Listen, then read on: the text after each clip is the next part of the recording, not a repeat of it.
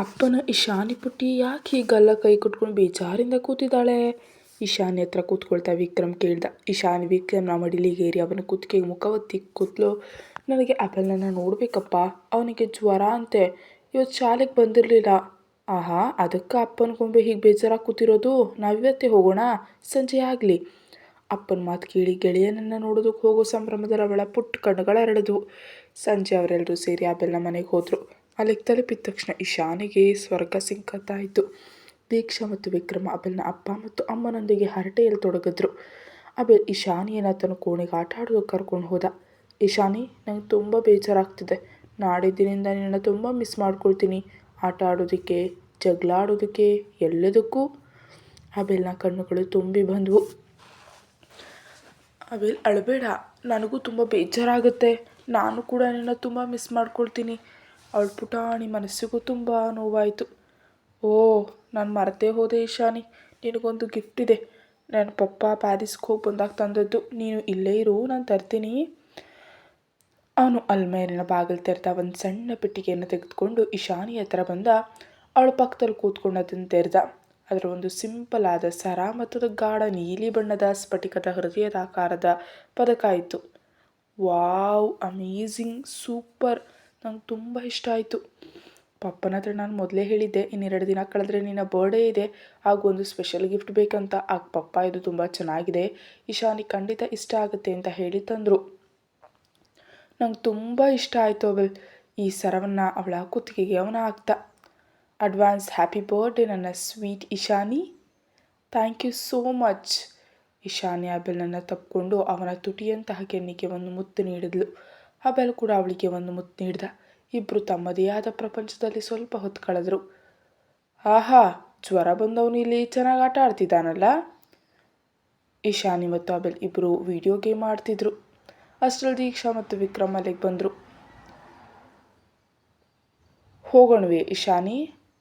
ಸಮಯ ತುಂಬ ಆಯಿತು. ಅದನ್ನು ಕೇಳಿದ ತಕ್ಷಣ ಪುಟಾಣಿ ಮನಸ್ಸುಗಳಿಗೆ ತುಂಬ ನೋವಾಯಿತು. ಒಬ್ರನ್ನೊಬ್ಬರು ಬಿಟ್ಟು ಹೋಗೋದಕ್ಕೆ ಇಬ್ಬರಿಗೂ ಇಷ್ಟ ಇರಲಿಲ್ಲ. ಅವನ ಬಾಡಿದ ಮುಖವನ್ನು ಕಂಡ ವಿಕ್ರಮ್ ಅವನ್ನ ಎತ್ತಿ ಮಡಿಲಲ್ಲಿ ಕೂರಿಸ್ಕೊಂಡ.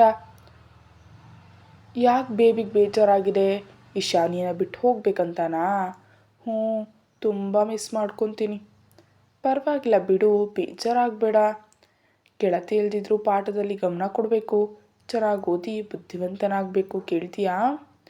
ಆಮೇಲೆ ನೀನು ಕರ್ನಾಟಕಕ್ಕೆ ಬಾ, ಆಗ ನಾನು ಇಶಾನಿಯನ್ನು ನೀನು ಕೊಡ್ತೀನಿ.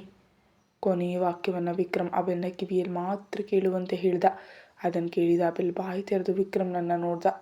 ವಿಕ್ರಮ್ ಅವನಿಗೆ ಒಂದು ಕಣ್ಣು ಮಿಟುಕಿಸ್ದ. ಹೊರಡುವಾಗ ಆ ಪುಟ್ಟ ಮಕ್ಕಳ ಕಣ್ಣುಗಳು ತುಂಬಿದ್ವು. ಅವರ ನಿಷ್ಕಲ್ಮಶ ಪ್ರೀತಿಯನ್ನು ವಿಕ್ರಮ್ ಮತ್ತು ದೀಕ್ಷಾ ನೋಡ್ತಾ ನಿಂತರು.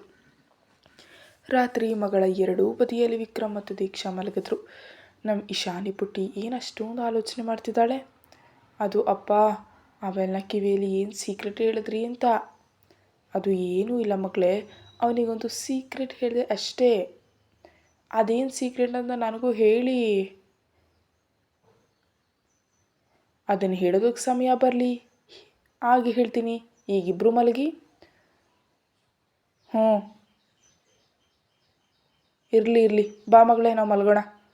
ಸಿಟ್ಟಿನಿಂದ ಮುಖ ತಿರುಗಿಸ್ತವಳನ್ನು ಕಂಡು ವಿಕ್ರಮ್ನ ತುಟಿಯಲ್ಲಿ ಒಂದು ನಗು ಮೂಡಿತು. ಖ್ಯಾತಿ ಮತ್ತು ಹೆನ್ರಿಯವರಿಗೆ ವಿದಾಯ ಹೇಳಿ ಹೊರಡುವಾಗ ದೀಕ್ಷಾಳ ಕಣ್ಣುಗಳು ತುಂಬಿ ಬಂದವು. ಒಂದು ರೀತಿ ನೋವು ಕಾಡ್ತು.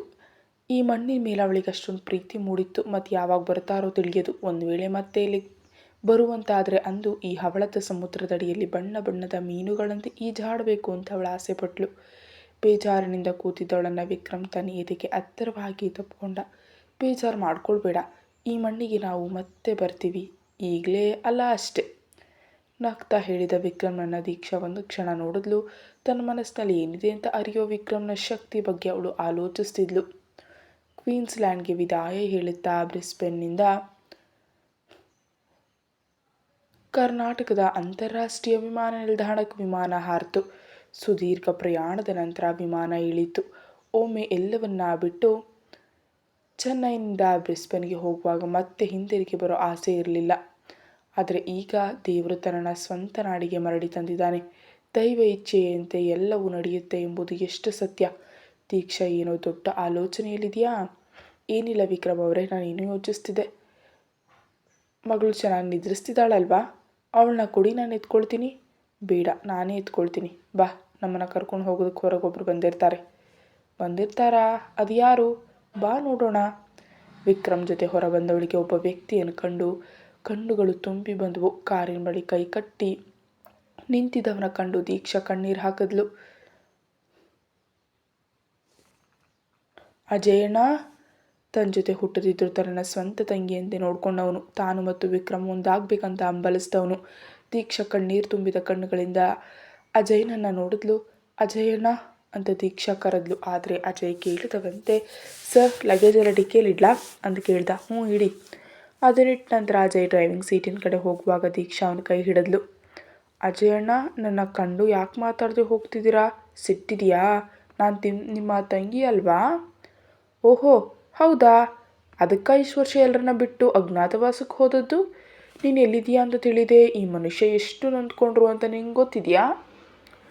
ಹೃದಯ ಕಲ್ಲಾಗಿದೆ. ರಾಕ್ಷಸ ಅಂತೆಲ್ಲ ಎಲ್ಲರೂ ಈ ಮನುಷ್ಯರನ್ನು ಆಡ್ಕೊಳ್ತಾರೆ. ಆದರೆ ಅಂದು ನಾನು ಯಾರಿಗೂ ಕಾಣದ ಅವರ ನೋವಿನ ಮನಸ್ಸನ್ನು ಕಂಡೆ ದೀಕ್ಷಾ. ನೀನಿಲ್ಲ ಸಮಯದಲ್ಲಿ ಅವರು ಅಷ್ಟೊಂದು ನೋವು ಅನುಭವಿಸಿದ್ದಾರೆ. ಸರ್, ಆ ನೋವಿಗೆ ಅರ್ಹರಾಗಿದ್ದರು. ನನಗದನ್ನು ನೋಡೋದಕ್ಕಾಗ್ತಾ ಇರಲಿಲ್ಲ. ದೀಕ್ಷಾಳ ಕಣ್ಣುಗಳು ತುಂಬಿ ಬಂದವು. ಹೇ, ಅಳಬೇಡ ದೀಕ್ಷಾ, ಬೇಜಾರಿನಿಂದ ಹೇಳಿದೆ ಅಷ್ಟೇ. ಈಗ ನಾನು ತುಂಬ ಖುಷಿಯಾಗಿದ್ದೀನಿ. ನೀವಿಬ್ಬರು ಒಂದಾಗಿದ್ದೀರಲ್ಲ, ಈ ಅಣ್ಣನಿಗಷ್ಟು ಸಾಕು. ಎಲ್ಲಿ ನನ್ನ ಮರಿ ಇಶಾನಿ? ಒಮ್ಮೆ ಆ ಮುಖ ನೋಡೋಣ. ವಿಕ್ರಮ್ ತನ್ನ ಎದೆ ಮೇಲೆ ಮಲಗಿದ್ದ ಮಗಳನ್ನು ತೋರಿಸ್ತಾ, ದೀಕ್ಷಾ, ಇವಳು ಅಪ್ಪನ ಮಗಳೇ ನೋಡು, ಮಲಗಿರುವಾಗಲೂ ಮುಖದಲ್ಲಿ ಗಾಂಭೀರ್ಯ ಇದೆ.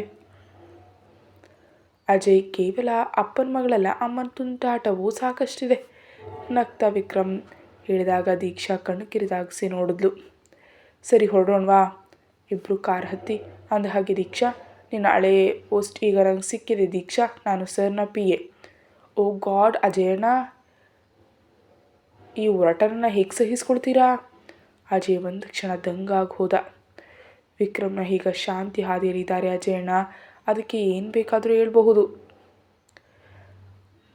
ಅಜಯ್ ಕಾರ್ ಚಲಾಯಿಸಿ ನಗ್ತಾ ದೀಕ್ಷಾ ಹಿಡಿದ್ಲು. ಅವಳು ವಿಕ್ರಮ್ನನ್ನು ನೋಡಿದಾಗ ಅವನ ಕಣ್ಣುಗಳು ಅವಳನ್ನೇ ದಿಟ್ಟಿಸ್ತಿದ್ವು.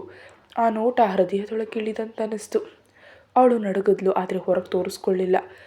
ವಿಕ್ರಮ್ ಅವಳ ಪ್ರತಿಯೊಂದು ನಡವಳಿಕೆನ ಆನಂದಿಸ್ತಿದ್ದ. ವಿಕ್ರಮ್ ಅವರೇ, ನಾವೀಗ ಎಲ್ಲಿಗೆ ಹೋಗ್ತಿದ್ದೀವಿ? ವಿಕ್ರಮ್ ಅವಳ ಹತ್ತಿರ ಸರಿದು ಕೂತು ಅವಳಿಗೆ ಮಾತ್ರ ಕೇಳುವಂತೆ ಹೇಳಿದ. ಒಮ್ಮೆ ನಿನಗೆ ಸೆರೆಮನಿಯಾಗಿದ್ದ ವಿಕ್ರಮ್ನ ರಾಕ್ಷಸ ಕೋಟೆಗೆ. ದೀಕ್ಷಾ ಕಣ್ಣು ಅಳಿಸಿದ್ಲು. ವಿಕ್ರಮ್ ಅವಳನ್ನ ನೋಡಿ ನಗ್ತಾ. ಸ್ವಲ್ಪ ಸಮಯದ ಪ್ರಯಾಣದ ನಂತರ ಕಾರ ದೊಡ್ಡ ಮನೆ ಮುಂದೆ ನಿಂತಿತು. ದೀಕ್ಷಾ ಕಾರ್ನಲ್ಲಿ ಕೂತು ಆ ಮನೆಯನ್ನು ನೋಡಿದ್ಲು. ಒಂದು ದೊಡ್ಡ ಅರಮನೆಯಂತಿತ್ತು. ಹಳೆ ನೆನಪುಗಳಲ್ಲೇ ಮುಳುಗಿದೆಯಾ? ಕೆಳಗಿಳಿಯೋ ದಾರಿಯೇ ಮರ್ತಿದೆಯಾ? ಗಾಳಿಯಂತೆ ಮೃದುವಾಗಿ ಕಿವಿಗೆ ಬಿದ್ದ ಧ್ವನಿಗೆ ದೀಕ್ಷಾ ಬೆಚ್ಚು ಬಿದ್ದು ವಿಕ್ರಮ್ನನ್ನು ನೋಡಿದ್ಲು. ಬಾ, ಇಳಿ. ನಗ್ತಾ ಮಗಳನ್ನು ಎತ್ಕೊಂಡು ಅವನು ಹೊರಬಂದ. ಕಾರ್ನ ಬಾಗಿಲು ತೆರೆದು ಬಲಗಾಲಿಟ್ಟು ಹೊರಬಂದ ದೀಕ್ಷಾ. ಇನ್ನು ಮುಂದೆ ಇದು ನನ್ನ ಲೋಕ ಅಂತ ಮನಸ್ಸಿನಲ್ಲಿ ಹೇಳ್ಕೊಂಡು ಮುಗುಳು ನಗುತ್ತಾ ಮನೆ ಮುಂದಿನ ಪಡ್ಸಾಲಿಗೆ ಮತ್ತು ಬಲಗಾಲಿಟ್ಟು ಪ್ರವೇಶಿಸಿದ್ಲು. ಅಷ್ಟರಲ್ಲಿ ಅಜಯ್ ಲಗೇಜ್ಗಳನ್ನು ಅಲ್ಲಿಗೆ ತಂದಿರಿಸಿದ್ದ. ನಾನು ಹೋಗಿ ಬರ್ತೀನಿ ಸರ್. ಒಳಗೆ ಬನ್ನಿ ಅಜಯಣ್ಣ.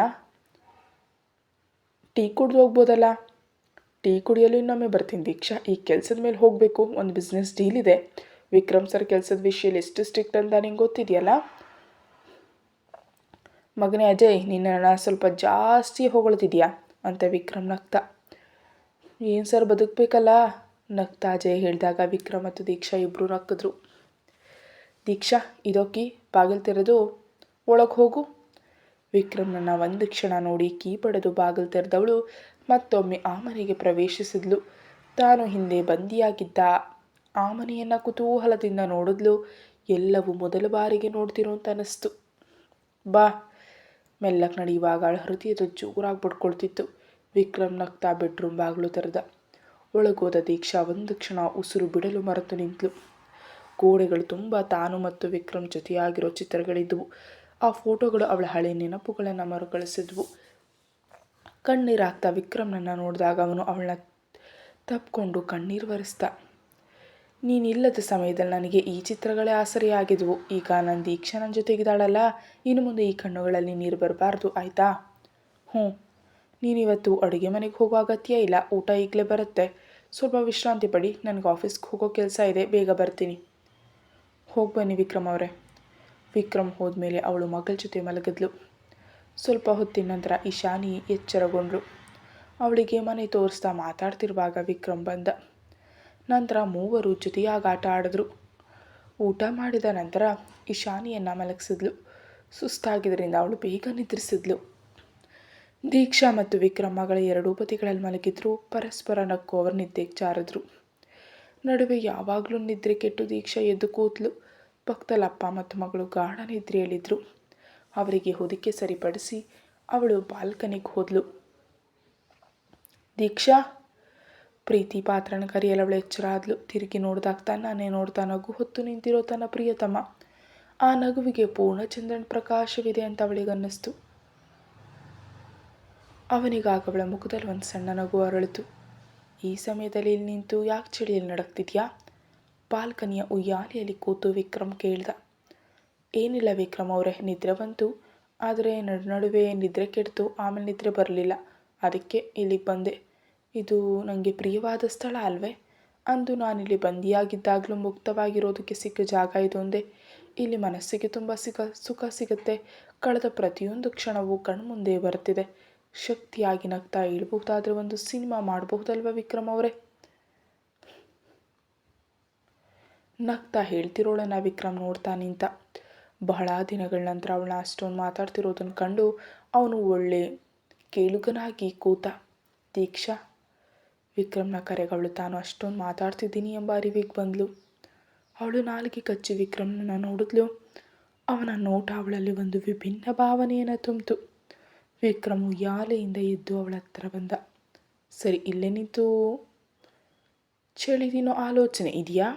ಇಲ್ಲ. ಹಾಗಾದರೆ ಬಾ, ನಾಳೆ ನಮಗೆ ಒಂದು ಪ್ರಯಾಣ ಇದೆ. ಎಲ್ಲಿಗೆ ಎಂಬಂತೆ ದೀಕ್ಷಾ ನೋಡಿದ್ಲು. ಅದೆಲ್ಲ ಸರ್ಪ್ರೈಸ್ ದೀಕ್ಷಾ, ಜಾಸ್ತಿ ಆಲೋಚಿಸ್ಬೇಡ, ಬಾ ಬಂದು ಮಲಗು.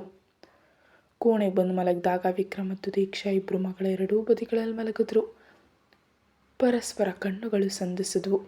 ದೀಕ್ಷಾಳ ಕಣ್ಣಲ್ಲಿ ಸಣ್ಣ ಬೇಜಾರಿತ್ತು. ಆ ಬೇಜಾರು ತನಗೂ ಬೇಕು ಎಂಬಂತೆ ಇತ್ತು. ಯಾಕೆ ಹೀಗೆ ನೋಡ್ತಿದ್ಯಾ? ನನ್ನ ಮೇಲೆ ನಿಜವಾಗಿಯೂ ಪ್ರೀತಿ ಇದೆಯಾ? ಆ ಪ್ರಶ್ನೆಗೆ ವಿಕ್ರಮ್ ನಗ್ತ. ಯಾಕೆ ಈ ಪ್ರಶ್ನೆ? ನಿಂಗೆ ಸಂಶಯ ಇದೆಯಾ? ಹಾಗೇನಿಲ್ಲ, ಸುಮ್ಮನೆ ಕೇಳಿದೆ. ನೀವು ಮಲಗಿ ಅಂತ ದೀಕ್ಷಾ ಕಣ್ಣು ಮುಚ್ಚಿದ್ಲು. ವಿಕ್ರಮ್ ಮನಸ್ಸಿನಲ್ಲೇ ಅಂದ್ಕೊಂಡ, ನಿನ್ನ ಬೇಜಾರು ನನಗೆ ಗೊತ್ತು ದೀಕ್ಷಾ. ಆದರೆ ಸಮಯ ಬರಲಿ, ನಿನ್ನ ಮನಸ್ಸಿನಲ್ಲಿರೋ ಕೊನೆಯ ಬೇಜಾರನ್ನು ಅಳಿಸಿ ನಾವು ಒಂದಾಗೋಣ. ಬೆಳಿಗ್ಗೆ ವಿಕ್ರಮ್ ಎದ್ದು ನೋಡಿದಾಗ ಕನ್ನಡಿ ಮುಂದೆ ಕುಂಕುಮದ ಪೆಟ್ಟಿಗೆ ಹಿಡಿದು ನಿಂತಿರೋ ದೀಕ್ಷಾ ಕಂಡ್ಲು. ಅವಳು ಪರ್ಪಲ್ ಸೀರೆ ಉಟ್ಟಿದ್ಲು. ಅತ್ಯಂತ ಸುಂದರಿಯಾಗಿ ಕಾಣ್ತಿದ್ಲು. ವಿಕ್ರಮ್ ಮೆಲ್ಲನೆ ಅವಳ ಹಿಂದೆ ಬಂದು ನಿಂತ. ಅವಳು ಬಂದಿರೋದು ಕೂಡ ತಿಳಿದಿರಲಿಲ್ಲ. ಅವಳು ಗಹನವಾದ ಆಲೋಚನೆಯಲ್ಲಿದ್ಲು. ವಿಕ್ರಮ್ ಅವಳ ಕುತ್ತಿಗೆ ಹಿಂಭಾಗ ಗಾಳಿ ಊದಿದ. ದೀಕ್ಷಾ ಬೆಚ್ಚಿ ಬಿದ್ದು ತಿರುಗಿ ನೋಡಿದ್ಲು. ಯಾಕೆ ಕುಂಕುಮದ ಪೆಟ್ಟಿಗೆ ಹಿಡಿದು ಈ ರೀತಿ ಯೋಚಿಸ್ತಿದೆಯಾ? ಇದನ್ನು ಹಚ್ಚಬೇಕೋ ಬೇಡವೋ ಅಂತಾನಾ ಅಂತ ತುಂಟತನದಿಂದ ಕೇಳಿದ. ಆದರೆ ದೀಕ್ಷಾಳ ಮುಖ ಬಾಡ್ತು. ನಾನು ಈ ಕುಂಕುಮವನ್ನು ನಿನ್ನಿಂದ ತಾಳಿ ಕಟ್ಟಿಸ್ಕೊಂಡು ದಿನದಿಂದಲೂ ಹಚ್ಕೊಳ್ತಿದ್ದೆ. ಆದರೆ ವಿಚ್ಛೇದನದ ನಾಟಕ ನಡೆದ ಮೇಲೆ ನನಗೆ ಅದನ್ನು ಹಚ್ಚೋ ಹಕ್ಕಿಲ್ಲ ಅಂತ ಮನಸ್ಸು ಹೇಳಿದಾಗ ಯಾರಿಗೂ ಕಾಣದಂತೆ ಅದನ್ನು ನನ್ನ ಕೂದಲಿನ ಮಧ್ಯೆ ಅಡಗಿಸಿಡ್ತಿದ್ದೆ. ಒಂದು ದಿನವೂ ಹಚ್ಕೊಳ್ಳದೆ ಬಿಟ್ಟಿಲ್ಲ. ದೀಕ್ಷಾಳ ಮಾತು ಕೇಳಿ ವಿಕ್ರಮ್ಗೆ ಬೇಸರ ಆಯಿತು. ಅವನು ಪೆಟ್ಟಿಗೆಯಿಂದ ಕುಂಕುಮ ತೆಗೆದವಳ ಹಣೆಗಿಟ್ಟ. ಇನ್ನು ಮುಂದೆ ಈ ಕೆಂಪು ಬಣ್ಣವನ್ನು ಎಲ್ಲಿಯೂ ಅಡಗಿಸಿಡಬೇಡ. ನಾನು ಕೊನೆಯ ಉಸಿರಿರೋವರೆಗೆ ಇದು ನಿನ್ನ ಹಣೆಯಲ್ಲಿ ಹೀಗೇ ಇರಬೇಕು ಅಂತ ಅವಳ ಹಣೆಗೆ ಮುತ್ತಿಟ್ಟ. ವಿಕ್ರಮ್ ಅವರೇ, ದೀಕ್ಷಾ ಅಳುತ್ತಾ ಅವನೆದೆಗೆ ಹೊರಗದ್ಲು. ವಿಕ್ರಮ್ ಅವಳ ಕಣ್ಣೀರು ಒರೆಸ್ತ. ಸರಿ ದೀಕ್ಷಾ, ಬೆಳಿಗ್ಗೆಯಿಂದ ಹೇಳ್ಬೇಡ, ಅಳೋದಕ್ಕೆ ನಮಗಿನ್ನೂ ಸಮಯ ಇದೆ. ದೀಕ್ಷಾ ಬಾಯಿ ತೆರೆದು ವಿಕ್ರಮ್ನನ್ನು ನೋಡಿದ್ಲು. ಅವನು ಅವಳ ಮುಖವನ್ನು ಮುಟ್ಟಿ ನಗ್ತಾ ಸ್ನಾನಕ್ಕೆ ಹೋದ. ಸ್ನಾನ ಮುಗಿಸಿ ಬಂದಾಗ ಇಶಾನಿ ಎದ್ದಿದ್ಲು. ಶುಭೋದಯ ಇಶಾನಿ ಪುಟ್ಟಿ. ಶುಭೋದಯ ಅಪ್ಪ. ಅವಳಪ್ಪನನ್ನು ತಪ್ಪಿಕೊಂಡ್ಳು. ನಮಗೆ ಇವತ್ತೊಂದು ಪ್ರಯಾಣ ಇದೆ. ನೀನು ಹೊಸಬ್ರನ್ನ ನೋಡಬಹುದು. ಯಾರಪ್ಪ? ಅದನ್ನು ನಾನು ಹೇಳ್ತೀನಿ, ಆದರೆ ದೀಕ್ಷಾ ಮನೆಗೆ ಹೇಳಬಾರ್ದು. ಅವರಿಗೊಂದು ಸರ್ಪ್ರೈಸ್ ಕೊಡೋಣ ಅಂದ ವಿಕ್ರಮ್. ವಿಕ್ರಮ್ ಮಗಳನ್ನು ರೆಡಿ ಮಾಡ್ದ. ಅವಳಿಗೆ ಗುಲಾಬಿ ಬಣ್ಣದ ಫ್ರಾಕ್ ಹಾಕಿ ಹಣೆಗೆ ಬೊಟ್ಟಿಟ್ಟು ಕೂದಲನ್ನು ಸುಂದರವಾಗಿ ಕಟ್ತ. ಇಶಾನಿ ಗೊಂಬೆಯಂತೆ ಕಾಣ್ತಿದ್ಲು. ಅಪ್ಪ ನೀವು ಸೂಪರ್. ಬಾ, ಅಪ್ಪನಿಗೆ ಇವೆಲ್ಲ ಬರುತ್ತೆ ಅಂತ ಮನೆಗೆ ತೋರಿಸೋಣ. ಅಡುಗೆ ಮನೆಯಲ್ಲಿ ಕೆಲಸ ಮಾಡ್ತಿದ್ದ ದೀಕ್ಷಾ ತಿರುಗಿ ನೋಡಿದಾಗ ಗೊಂಬೆಯಂತೆ ಇರೋ ಇಶಾನಿಯನ್ನು ಕಂಡು ಬೆರಗಾದ್ಲು. ದೀಕ್ಷಮ್ಮ, ಅಪ್ಪನೇ ನನ್ನನ್ನು ರೆಡಿ ಮಾಡಿದ್ದು. ವಿಕ್ರಮ್ ಇಷ್ಟೊಂದು ಸುಂದರವಾಗಿ ಮಗಳನ್ನ ರೆಡಿ ಮಾಡಿದ್ದು ಕಂಡು ದೀಕ್ಷಾಳಿಗೆ ಆಶ್ಚರ್ಯ ಆಯಿತು. ಇಶಾನಿ ಪುಟ್ಟಿ ಹಾಲಿಗೆ ಹೋಗು, ನಾನು ಅಮ್ಮನಿಗೆ ಸ್ವಲ್ಪ ಸಹಾಯ ಮಾಡ್ತೀನಿ. ಅಪ್ಪನ ಮಾತು ಕೇಳಿ ಇಶಾನಿ ಹೋದ್ಲು. ಸಹಾಯ ಏನು ಬೇಡ ವಿಕ್ರಮ್ ಅವರೇ, ನೀವು ಹೋಗಿ. ವಿಕ್ರಮ್ ಏನೂ ಹೇಳಿದೆ ಅವಳ ಹತ್ತಿರ ಬಂದ. ಅವಳ ಸೊಂಟ ಕೈ ಹಾಕಿ ಹತ್ತಿರ ಸೆಳ್ಕೊಂಡ. ಯಾಕೆ ನನ್ನ ದೀಕ್ಷಾ ಪುಟ್ಟಿಗೆ ಸಿಟ್ಟು, ಈ ಹೊಟ್ಟೆ ಕಿಚ್ಚು? ಅಷ್ಟೇ, ನಮ್ಮ ಮಗಳನ್ನು ರೆಡಿ ಮಾಡಿದ್ದು ನೋಡಿ ಸಿಟ್ಟು ಬಂದಿದೆಯಾ ಅಂತ ತುಂಟತನದಿಂದ ಕೇಳ್ದ. ನನಗೇನು ಹೊಟ್ಟೆ ಕಿಚ್ಚಿಲ್ಲ, ನೀವು ಹೋಗಿ. ನಾನು ಹೋಗಬೇಕು ಅಂತ ನಿನಗೆ ನಿಜವಾಗಿಯೂ ಅನಿಸ್ತಿದೆಯಾ ದೀಕ್ಷಾ ಅಂತ ಅವಳ ಕುತ್ತಿಗೆ ಮೇಲೆ ಮುಖ ಒತ್ತಿ ಕೇಳಿದಾಗ ದೀಕ್ಷಾ ಕಣ್ಣು ಮುಚ್ಚಿದ್ಲು. ತಿಂಡಿ ತಿನ್ನುವಾಗಲೂ ದೀಕ್ಷಾ ವಿಕ್ರಮ್ ಕಡೆ ನೋಡಲಿಲ್ಲ. ಇಶಾನಿ, ಯಾಕಮ್ಮ ಕನಸು ಕಾಣ್ತಿದ್ಯಾ ಅಂತ ಕೇಳಿದಾಗ ವಿಕ್ರಮ್ ನಗ್ತ. ದೀಕ್ಷಾ ಅವರಿಬ್ಬರನ್ನ ನೋಡಿ ನಗ್ತಾ ಅಡುಗೆ ಮನೆಗೆ ಹೋದ್ಲು. ದೀಕ್ಷಾ ರೆಡಿಯಾಗಲು ಮೇಲೆ ಹೋದಾಗ ವಿಕ್ರಮ್ ಕಬೋರ್ಡಲ್ಲಿ ಒಂದು ಕೆಂಪು ಸೀರೆ ಇದೆ, ಅದನ್ನೇ ಉಟ್ಕೋ ಅಂತ ಹೇಳ್ದ. ದೀಕ್ಷಾ ಕೆಂಪು ಸೀರೆಯಲ್ಲಿ ಕೆಳಗಿಳಿದು ಬಂದಾಗ ವಿಕ್ರಮ್ ಅವಳನ್ನ ರೆಪ್ಪೆ ಮುಚ್ಚದೆ ನೋಡ್ದ. ದೇವತೆಯಂತೆ ಇದ್ಲು ಅವಳು. ಹೊರಡೋಣವಾ ಅಂದ ವಿಕ್ರಮ್ ದೊಡ್ಡ ಟ್ರಾವೆಲ್ ಬ್ಯಾಗ್ ಹಿಡ್ದ. ಇದೇನು ದೊಡ್ಡ ಬ್ಯಾಗ್, ನಾವು ತುಂಬ ದೂರ ಹೋಗ್ತಿದ್ದೀವಿಯಾ? ಅವಸರ ಮಾಡಬೇಡ ದೀಕ್ಷಾ, ಸರಿಯಾದ ಸಮಯದಲ್ಲಿ ನಿನಗೆ ತಿಳಿಯುತ್ತೆ ಅಲ್ವಾ ಇಶಾನಿ. ಕಾರಿನ ಬಳಿ ಬಂದಾಗ ವಿಕ್ರಮ್ ಮೆಲ್ಲನೆ ದೀಕ್ಷಾಳ ಹೊಟ್ಟೆಗೆ ಒಂದು ನಗು ತರಿಸುವಂತೆ ಕಿಲ್ದ. ದೀಕ್ಷಾ ಬೆಚ್ಚಿಬಿದ್ಲು. ವಿಕ್ರಮ್ ಏನು ಅರಿಯದಂತೆ ಏನಾಯ್ತು ದೀಕ್ಷಾ ಅಂತ ಕೇಳ್ದ. ಯಾವುದೋ ಇರುವೆ ಕಚ್ಚಿತು. ವಿಕ್ರಮ್ ನಗು ತಡ್ಕೊಂಡ. ಇಶಾನಿ ಆ ಇರುವೆ ಹೆಸರು ವಿಕ್ರಮ್ ಅಂತ ಇರಬೇಕು ಅಂತ ನಕ್ಕದ್ಲು. ದೀಕ್ಷಾ ವಿಕ್ರಮ್ನನ್ನ ನೋಡಿ ಮುನಿಸಿನಿಂದ ಕಾರಿಗೆ ಏರಿದ್ಲು. ವಿಕ್ರಮ್ ಸೀಟ್ ಬೆಲ್ಟ್ ಹಾಕೋದಕ್ಕೆ ಹತ್ರ ಬಂದಾಗ ಅವಳ ಮುಖದ ಹತ್ರ ತನ್ನ ಮುಖ ತಂದು ಕಿವಿ ಹತ್ರ ಮೆಲ್ಲನೆ ಊದ್ದ. ದೀಕ್ಷಾ, ನಿನ್ನ ಈ ಸಿಟ್ಟು ಮತ್ತು ಈ ಒಂದು ಜಲಸಿ ನಂಗೆ ತುಂಬ ಇಷ್ಟ, ಅದಕ್ಕಾಗಿ ನಾನು ನಿನಗೆ ಸಿಟ್ಟು ತರಿಸ್ತೀನಿ ಅಂತ ಹೇಳಿ ಕಾರ್ ಸ್ಟಾರ್ಟ್ ಮಾಡ್ದ. ಸ್ವಲ್ಪ ಸಮಯದ ಪ್ರಯಾಣದ ನಂತರ ಒಂದು ದೊಡ್ಡ ಮನೆ ಮುಂದೆ ಕಾರ್ ನಿಂತು, ಇದು ಯಾರ ಮನೆ ಅಂತ ದೀಕ್ಷಾ ಕೇಳಿದ್ಲು. ನನ್ನ ಹೆಂಡತಿ ಮನೆ ಅಂತ ವಿಕ್ರಮ್ ನಗ್ತ. ದೀಕ್ಷಾ, ನನ್ನಷ್ಟು ಬುದ್ಧಿ ಇಲ್ಲದ ಇನ್ನೊಬ್ಳು ಸಿಕ್ಕಿದಾಳಾ ಅಂತ ಕೇಳಿದ್ಲು. ವಿಕ್ರಮ್, ನಿನ್ನ ಥರದ 1000 ಜನ ಸಿಕ್ಕರು ನೀನೇ ಅಂತ ಹೇಳಿ ಮನೆಯೊಳಗೆ ಕರ್ಕೊಂಡು ಹೋದ. ಅವರು ಮನೆಗೆ ಪ್ರವೇಶಿಸಿ ಬೆಲ್ ಮಾಡಿದ್ರು. ಬಾಗಿಲು ತೆರೆದ ಹುಡುಗಿಯನ್ನು ನೋಡಿ ದೀಕ್ಷಾಳಿಗೆ ಎಲ್ಲೋ ನೋಡಿದ ನೆನಪಾಯಿತು. ಯಾರು ವಿಕ್ರಮ್ ಅವರೇ ಇವರು? ಒಳಗೆ ಹೋದ ನಂತರ ಸೋಫಾದಲ್ಲಿ ಕೂತರು. ದೀಕ್ಷಾಳಿಗೆ ಒಳಗಿನಿಂದ ಯಾರೋ ಕರೀತಿರುವಂತ ಅನ್ನಿಸ್ತು. ಅಷ್ಟಲ್ಲಿ ಮೆಟ್ಟಿಲಿಂದ ಇಳಿದು ಬಂದವ್ರನ್ನ ನೋಡಿ ದೀಕ್ಷಾ ಎದ್ದು ನಿಂತಳು. ಅಮ್ಮ, ಅಣ್ಣ. ಅವಳು ಅಮ್ಮನಿದೆಗೆ ಹೊರಗೆ ಬಿಕ್ಕಿ ಬಿಕ್ಕಿ ಎದ್ಲು. ದರ್ಶನ ಅವಳನ್ನ ಸಮಾಧಾನ ಮಾಡ್ದ. ಅಳಬೇಡ ದೀಕ್ಷಾ, ನನಗೆ ನಿನಗೋಸ್ಕರ ಇನ್ನೊಬ್ಬರನ್ನ ಪರಿಚಯಿಸಬೇಕು ಅಂದರು. ನನ್ನ ಹೆಂಡತಿ, ಇದು ನಮ್ಮ ಮಗಳು. ವೀಣಾಳನ್ನು ನೋಡಿ ದೀಕ್ಷಾಳಿಗಳೇ ನೆನಪಾಯಿತು. ದರ್ಶನ್ ಹೇಳ್ದ. ದೀಕ್ಷಾ, ಅಂದು ವಿಕ್ರಮ್ ಸರ್ ನನ್ನ ಹೊಡೆದಾಗ ನಾನು ವೀಣಾಳನ್ನೇ ತಡೆದಿದ್ದೆ. ನಂತರ ಅವಳಲ್ಲಿ ಕ್ಷಮೆ ಕೇಳಿದೆ. ನಮ್ಮ ಪ್ರೀತಿ ಬೆಳೀತು. ವಿಕ್ರಮ್ ಸರ್ ಇದಕ್ಕೆಲ್ಲ ಕಾರಣ. ಜೈನಲ್ಲಿದ್ದ ಅಮ್ಮನಿಗೆ ಮಾನಸಿಕ ತೊಂದರೆ ಆದಾಗ ಅವ್ರನ್ನ ಕಾಪಾಡಿ ಚಿಕಿತ್ಸೆ ಕೊಡಿಸಿ ನಮ್ಮ ಹಳೆಯ ಅಮ್ಮನನ್ನು ನಮಗೆ ಮರಳಿ ಕೊಟ್ಟಿದ್ದು ಇದೇ ವಿಕ್ರಮ್ ಸರ್. ನಾವು ಅವರಿಗೆ ಸದಾ ಋಣಿಯಾಗಿದ್ದೀವಿ. ವಿಕ್ರಮ್, ಇದು ನನ್ನ ಕರ್ತವ್ಯ ದರ್ಶನ್ ಅಂತ ಹೇಳ್ದ. ದೀಕ್ಷಾ ಇಷ್ಟೆಲ್ಲ ಸತ್ಯ ತಿಳಿದೆ ಅಳುತ್ತಾ ಒಂದು ಕೋಣೆಗೆ ಹೋಗಿ ಬಾಗಿಲು ಹಾಕೊಂಡ್ಳು. ವಿಕ್ರಮ್ ಅವಳನ್ನ ಸಮಾಧಾನ ಮಾಡೋದಕ್ಕೆ ಒಳಗೆ ಹೋದ. ದೀಕ್ಷಾ ಕಿಟಕಿ ಹತ್ತಿರ ನಿಂತಿದ್ದು. ವಿಕ್ರಮ್ ಅವಳ ಹತ್ತಿರ ಬಂದಾಗ ಅವಳು ಅವನ ಕೈ ತಳ್ಳಿ ಅವನ ಎದೆಗೆ ಹತ್ತಿರ ಬಂದು ಜೋರಾಗಿ ಅವನ ಎದೆ ಮೇಲೆ ಕಚ್ಚಿದ್ಲು. ವಿಕ್ರಮ್ನಿಗೆ ನೋವಾದರೂ ಅವನು ಹಾಗೆ ನಿಂತ. ಸ್ವಲ್ಪ ಹೊತ್ತಿನ ನಂತರ ಅವಳು ಬಿಟ್ಲು. ಸೋಲಿಸ್ಬಿಟ್ರಲ್ಲ ನನ್ನನ್ನು. ನಿಮ್ಮ ಈ ಪ್ರೀತಿ ಮುಂದೆ ನಾನು ಸೋತು ಹೋದೆ ವಿಕ್ರಮ್ ಅವರೇ. ಇದು ಸೋಲಲ್ಲ ದೀಕ್ಷಾ, ಸಂಬಂಧಗಳ ಬೆಲೆ ಏನು ಅಂತ ನೀನೇ ನನಗೆ ಕಲಿಸಿದ್ದು. ಇದು ನಿನ್ನ ಗೆಲುವು. ವಿಕ್ರಮ್ ಅವಳು ಕಣ್ಣೀರು ಒರೆಸ್ದ. ಇನ್ನು ಮುಂದೆ ಈ ಕಣ್ಣುಗಳಲ್ಲಿ ನೀರು ಬರಬಾರ್ದು ಆಯಿತಾ ನನ್ನ ಹೆಂಡತಿ? ನೋವಾಯ್ತಾ ನಾನು ಕಚ್ಚಿದ್ದಕ್ಕೆ? ಆ ನೋವಿನಲ್ಲೂ ಒಂದು ಸುಖ ಆಯಿತು, ಬಾ ಹೊರಗೆ ಹೋಗೋಣ ಅಂತ ಅವಳನ್ನು ಕರ್ಕೊಂಡು ಹೋದ. ಕಥೆ ಮುಂದುವರಿಯುತ್ತೆ. ಹೆಚ್ಚಿನ ವೀಡಿಯೋಗಾಗಿ ಸಬ್ಸ್ಕ್ರೈಬ್ ಮಾಡಿ ಮತ್ತು ಮೆಂಬರ್ಶಿಪ್ ತಗೊಳ್ಳಿ. Thank you.